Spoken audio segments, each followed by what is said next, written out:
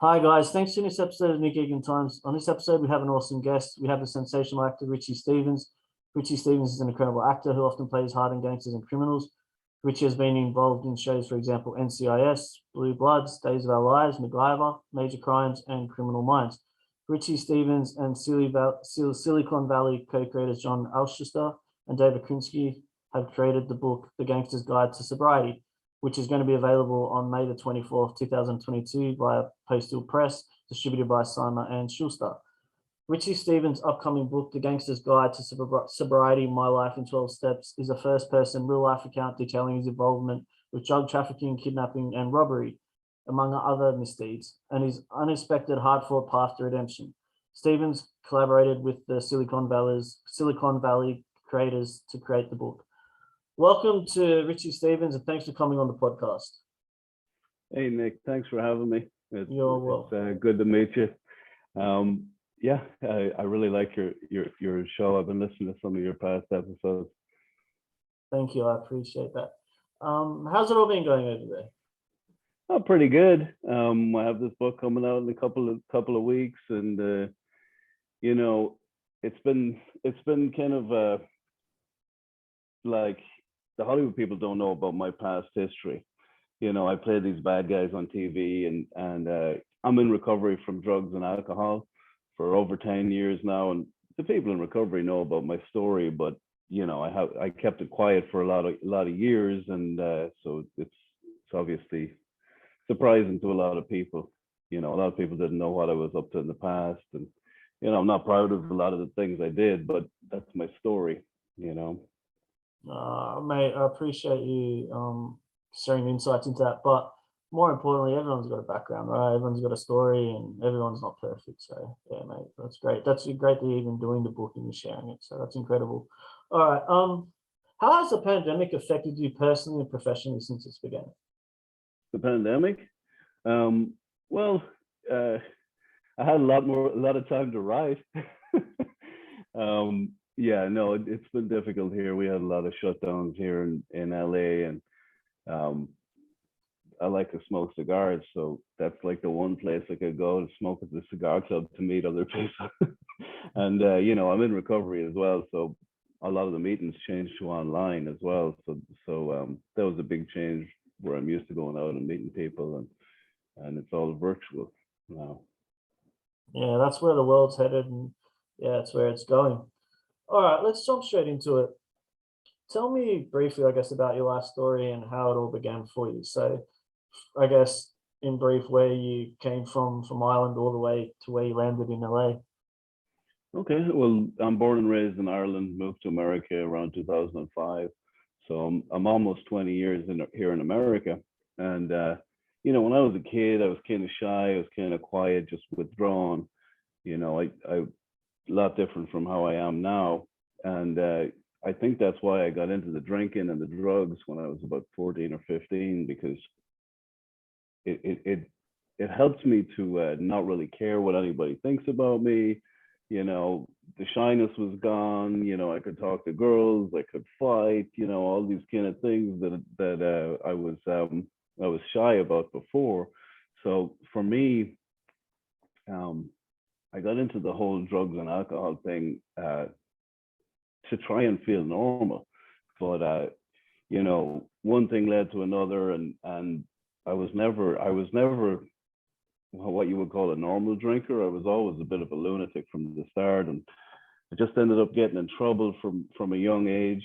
You know, like the drinking age in Ireland is 18, but when I started drinking, I wanted to go to clubs and bars and be out with the adults, but you couldn't get in unless you had a fake ID or a real ID. So I decided to make fake IDs, and you know, that was my first little bit of misbehavior, but it turned into something crazy. You know, I ended up making them for everybody in the school, and then for people in other schools that I hadn't even met before. I had this like fake ID business where I was making loads of money and helping all the other kids to go out drinking.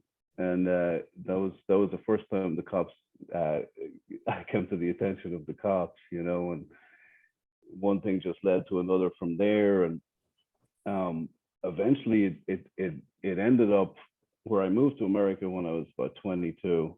I got married to an American girl. I had kids very young, and I kind of thought Ireland might be the problem first. So then I moved to America, and later I even moved to Australia at one point. I lived in Melbourne for a wee while as well, and then I think so. So fast forward to 2010, I was involved in gangs in San Francisco. I was selling drugs, robbing, all this kind of stuff, and I was suicidal. And basically, what happened was I needed to change my life, and I needed to change my life. And a guy that I met started taking me to meetings, to 12-step meetings, and that's how I got sober. And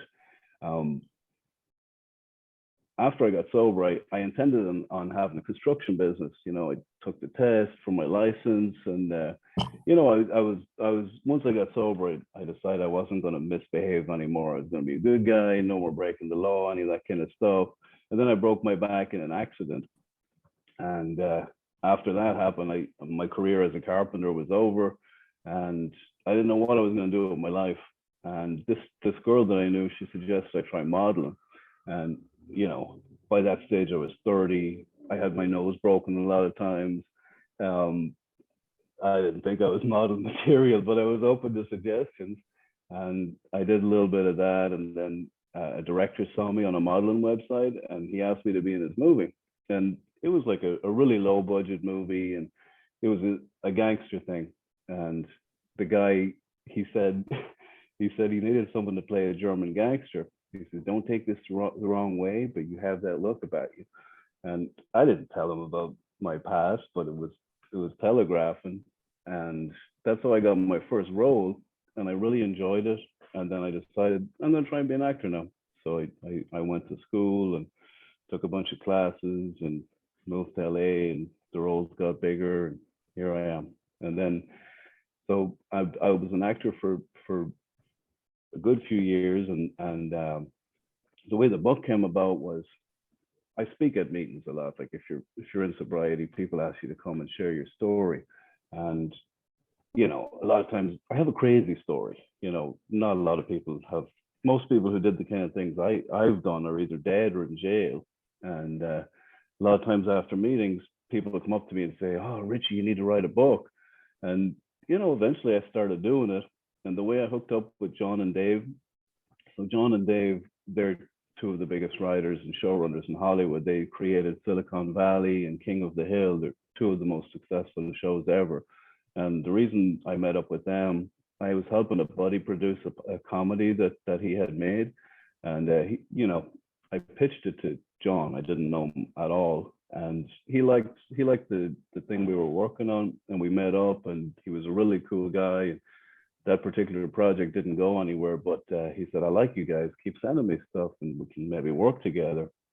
I sent him a few more things, and then I wrote the book, and I wrote about all my experiences, and I sent it to him, and then he said he wanted to meet again. I told him a few yarns, and then he was like, "Do you want to partner up on this, and we can make it into a show and write a book together?" And that's how it all began.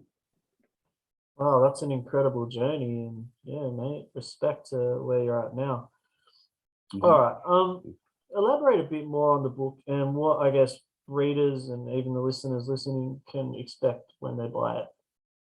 Okay, well, it's not a long book. It's under 200 pages. It's about my journey in sobriety, and it's also about my crazy criminal past. And like it's a redemption story. I went from somebody who's suicidal and homicidal to somebody who is a fairly normal dude now, acted in Hollywood. He's a dad, and yeah, it's pretty gritty. So I wouldn't recommend it for kids. And I'm watching my language here when I'm talking to you, but I do curse like a sailor in the book, so you can expect that. But yeah, it's definitely an unusual story. That's why they want to make a TV show out of it. Wow, I'm looking forward to getting it. That's exciting. Tell me about the acting. So you've been in shows like NCIS. Talk to me about that and how that, I guess, journey was as well. Well, so when I started acting, usually when you join an acting class, uh, if it's a good acting class, the sorry about that, someone's calling me. If it's a good acting class, the teacher will tell you what your type is, like what kind of roles you should play. And from the very start, when I went into acting class, they told me I'm bad guy. You know, I'm going to play the villain. So, you know, those are the roles I kind of auditioned for. And, you know, I started off doing low budget stuff and even Japanese TV and Bollywood. I even did one little Bollywood movie. Because up in San Francisco, there's not a huge film industry up there, but I did what was available up there. Yeah, the roles just got bigger over the years, and I've had a really good experience doing it. Like, you know, I'm typecast as bad guy, but it could be worse. I could be nerd or fat guy, you know. Well, that's great. And getting into doing Bollywood, that you get a lot of traction there. There's over 1 billion people there, right? So you got some Indian fans. You have to try hard to find that one. Oh, that's too good. What motivates you daily? What inspires you? What inspires me? You know, I just try and do my best every day, whatever I'm doing. You know, I enjoy acting and writing because, you know, everybody likes story, and it's something I'm good at. I just ended up doing it. I thought I was going to be a carpenter, and then I broke my back and ended up doing this. I kind of feel like it's what I'm supposed to be doing. Oh, that's incredible. And I believe you speak 6 languages, is that right? Not fluently, but yeah, I speak Irish, English, French, German, a little Spanish, and a little Russian. I Well, just that's learned the incredible. Russian for roles. Well, that's incredible. And how, yeah, so was it just for roles you learned all the languages? What made you Well, get into that? Yeah. well, in Ireland you have to learn Irish and English, and usually French or German. I learned a bit of both. And then when I came to America and I worked in construction, a lot of the guys in construction don't speak English, it's Spanish. So I learned the basic Espanol on the construction sites over here. That's But incredible. yeah, I've always had a thing about accents. You know, I can do over 50 different accents. It's just something I can do. I've always been able to do it even before I became an actor. I'm interested in how different people sound and how they say things. So I've always been interested. Like you're in Australia. I like when I was over in Australia, I noticed that the guys always say, "Hey, going," like for how are you, and the girls always say, "Hey, going," with a J on the end of it. You know, Yeah. it's just interesting to me. You know. Yeah, no, and I couldn't agree more. I love the Irish accent. Like, I think it's really unique too. I really, really like it. What what is the genre of acting? So you'd play hardened criminals, generally speaking, in that I guess genre. Is there other acting roles you want to explore, or different types of acting? You know, like for Oh, example, you know how other actors have been, I guess, being put in a specific box and they always generally play something, but then they get out of that and they go into mm-hmm. others, different areas that might challenge them. Is that something you're interested in, or is that something where you want to take your career? Oh, absolutely. Yeah.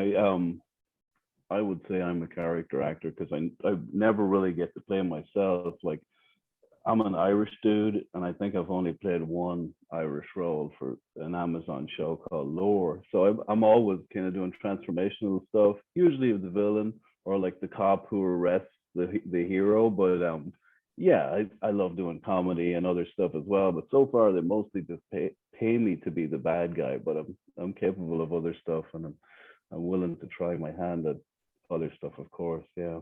Yeah, definitely. I think you're extremely talented. You've got an amazing future, Thanks. especially the trajectory you're on. Thank All you. right. What do you like to do? I guess what are your passions and hobbies aside from the busy schedule you have in acting and even the book? What do you like to do in your downtime? Well, I like to work with other people in recovery. I like to cook. Actually, that's one of the things in the pandemic I got a lot better at. I really enjoy cooking. I smoke cigars. Um, yeah, I like to watch TV as well. You know, there's so much good shows right now. It's like an embarrassment of riches. Right now, I'm watching The Offer. That's that's about the making of The Godfather. I've got one of my buddies who's in that show, and I was watching Billions and Succession. there's so much good shows right now. All the Taylor Sheridan stuff is amazing. Wow. And if you could go back in time, say you're 18 again, and you could change anything, what would you change, or what regret would you, I guess, manipulate or change at the time? Well, there's not really a whole lot I can change. Obviously, I've done a lot of things I regret. If I could change anything, I would have got sober younger. I got sober at 28, but I guess it took whatever it took for me to change the way I was living. Yeah, I wish I had behaved better. Obviously, it's just a lot of stuff. You read the book, you'll see. Yeah. Yeah, I'm really intrigued, and I can't wait to read it. What does your future look like? Where do you see yourself going? Like, where do you see yourself in, say, for example, 10 years time? I'd like to be doing bigger projects or doing bigger roles than what I've been doing, and I've planned on writing another couple of books as well. I have a construction background too, so I'm interested in development and stuff like that. And I'm a dad. I try and be a good dad with my kids. Basically continuing what I'm doing and expanding the creativity. Yeah, for sure. Richie, thanks for coming on the podcast. I do appreciate it. It's incredible, your background, your journey. I can't wait for the book and to the listeners, get it, read it. It's going to be incredible. And yeah, I just can't wait to see your future transpire. Thanks a million, Nick. It was great talking to you. And anybody who hasn't heard Nick before, you should subscribe and like this podcast. And if you guys want to find out any more information, you can see my credits on IMDb. It's Richie Stephens. I'm on Instagram, Twitter, all that kind of stuff. Richie Actor is my handle. And the book is available. It's on Amazon, WH Smith, Walmart, all those kind of places. And you'll be able to get it on Audible as well. I just recorded the Audible for the voice version of it. Yeah, the Audible sounds exciting. I love Audible. Thanks. Thanks. Yes. Have a great day. Thank you. Thank you, Nick. Yeah.